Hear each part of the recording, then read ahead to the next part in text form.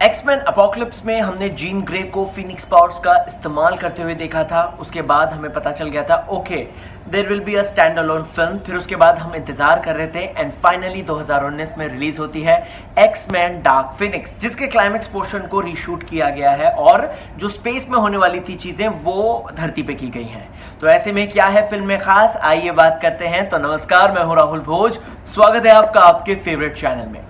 देखिए 4 prequel films आ चुकी हैं एक्समैन की। अगर बात करूं तो सबसे पहले 2011 में शुरुआत हुई थी एक्समैन फर्स्ट क्लास, देन उसके बाद X Men days of future past, then उसके बाद दोस्तों X Men apocalypse and now it's X Men dark phoenix. वैसे इनिशियली इसका नाम था डार्क फिनिक्स हैशटैग एक्समैन, इस तरीके से इसको प्रमोट किया जा रहा था, लेकिन फिर उसके बाद एक्समैन डार्क फिनिक्स कर दिया क्योंकि of course X Men is a brand.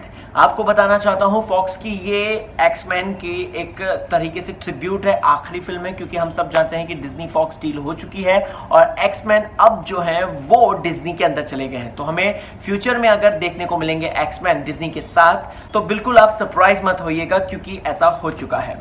बात करूं अगर दोस्तों डार्क फिनिक्स की, तो ये फुल ऑन कॉन्सेंट्रेटेड है जीन ग्रे के कैरेक्टर के ऊपर। जीन ग्रे को किस तरीके से जो प्रॉब्लम थी, किस तरीके से प्रोफेसर एक्स ने यानी कि चार्ल्स जेवियर ने उन्हें ठीक किया, फिर उसके बाद किस तरीके से उसकी सारी शक्तियां अनलीश हो गई, किस तरीके से उसने अपने आप पर काबू पाया, इन सारी चीजों को दोस्तों एक्समैन के अंदर दिखाया गया है डार्क फिनिक्स में। बताना चाहता हूं फिल्म का जो फर्स्ट हाफ है उसका रिव्यू तो मैंने आपको दिया था। एक बहुत मेजर कैरेक्टर की डेथ होती है। अब ये कैरेक्टर हमें 2000 से जो एक्समैन आ रही है उसमें दिखाई दिया है।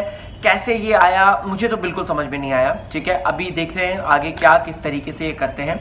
वहीं दोस्तों अगर मैं बात करूं तो एक्समैन में हमने देखा कि मैग्नीटो और अपोकलिप्स की बात कर रहा हूं, मैग्नीटो एंड चार्ल्स जेवियर जो है पीसफुली रहने लग गए थे, राइट। हमें कोई ऐसा दंगा करते हुए नहीं नजर आता मैग्नीटो, लेकिन मुझे दिमाग में ख्याल आ रहा है कि फिर ये हमने जो सबसे पहली एक्समैन देखी थी X1, उसमें मुझे बताइए कि उसमें हमने देखा था दोनों आइडियोलॉजीज का क्लैश थे, फिर X2 में भी दोनों आइडियोलॉजीज का क्लैश था, X3 में तो और भी ज्यादा था, राइट। तो ऐसे में मतलब क्या हो क्या रहा था ये मुझे नहीं समझ में आया।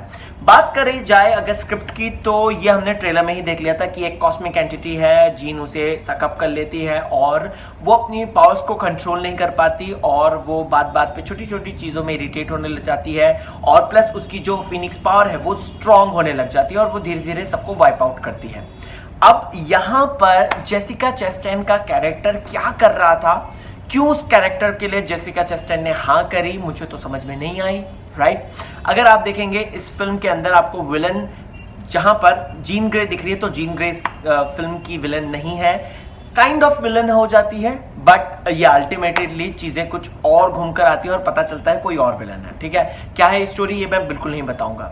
बात करें अगर दोस्तों तो इस फिल्म से मैं थोड़ा सा डिसअपॉइंट इसलिए भी हूं क्योंकि क्विक सिल्वर का हमने अमेजिंग सीन देखा है, चेजिंग सीन या कह सकते हैं वो फास्ट रनिंग सीन, चाहे वो X Men days of future past में हो जब उनका कैरेक्टर इंट्रोड्यूस किया था। वहीं अगर बात करूं एक्समैन अपोकलिप्स, टेक्निकली उसमें तो सारे ही एक्शन और अच्छे अच्छे सीन्स क्विक सिल्वर को दिए गए थे। इस फिल्म के अंदर क्विक सिल्वर भैया पहले ही कुछ अजीब हो जाता है तो मैं थोड़ा सा अपसेट हूँ। वहीं काफ़ी लोग ये मुझसे पूछ रहे हैं कि मैग्नीटो और चार्ल्स जेवियर की लड़ाई है या नहीं है, ये आप फिल्म देखिएगा आपको पता चल जाएगा, एक इंटरेस्टिंग सा किस्सा है इसके पीछे। वहीं एक और बात पूछ रहे हैं कि वोल्वरीन है या नहीं है, तो आपको बताना चाहता हूँ, क्लियर करना चाहता हूँ, नो वोल्वरीन। और last but not the least एक और चीज मैं क्लियर करना चाहता हूँ, वो है दोस्तों कि फिल्म में क्या end credit and post credit mid credit scene है या नहीं है, तो ऐसा बिल्कुल भी नहीं है। तो लास्ट तक तो बिल्कुल भी इंतजार मत कीजिएगा, जैसे ही यहाँ पे खत्म होगा टाइटल्स आने शुरू होंगे, टाइटल्स देखते हैं तो देखिएगा और उसके बाद वरना निकल जाएगा क्योंकि एंड तक कुछ नहीं होने वाला है। इन्होंने भी हमें एवेंजर्स एंड गेम की तरह जो है बेवकूफ बनाया, ठीक है। ओके, तो ये तो है कहानी। बात करूंगा अगर डायरेक्शन की दोस्तों, तो इस फिल्म का जो डायरेक्शन किया है वो सिमोन किंगबर्ग ने किया है। बताना चाहता हूं यही वो दिमाग है जो कि एक्समैन सीरीज को लगभग चलाते हुए आ रहे हैं, लिखते थे वो, ठीक है। डायरेक्शन की बात करूं तो उन्होंने war of the planet of the apes and dawn of the planet of the apes इस तरीके की फिल्म में डायरेक्शन किया है।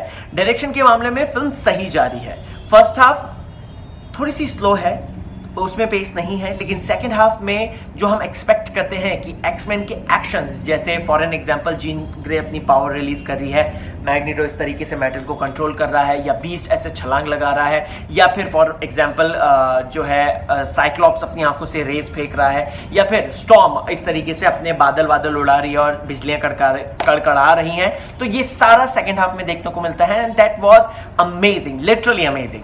ठीक है, फर्स्ट हाफ आप अगर देख लेंगे तो उसके बाद सेकंड हाफ आपको ऑटोमेटिकली अच्छा लगेगा।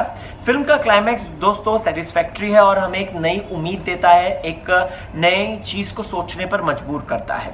तो ऐसे में आई एम 101% श्योर कि आगे एक्समैन फ्रेंचाइज आएगी ही आएगी।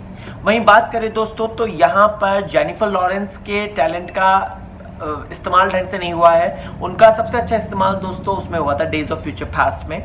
वहीं अगर मैं बात करूं तो मैग्नीटो के कैरेक्टर में माइकल फासबेंडर ओके रहे हैं। जेम्स मैकॉय जो कि प्रोफेसर एक्स यानी कि चार्ल्स जेवियर बनते हैं वो भी ओके रहे हैं।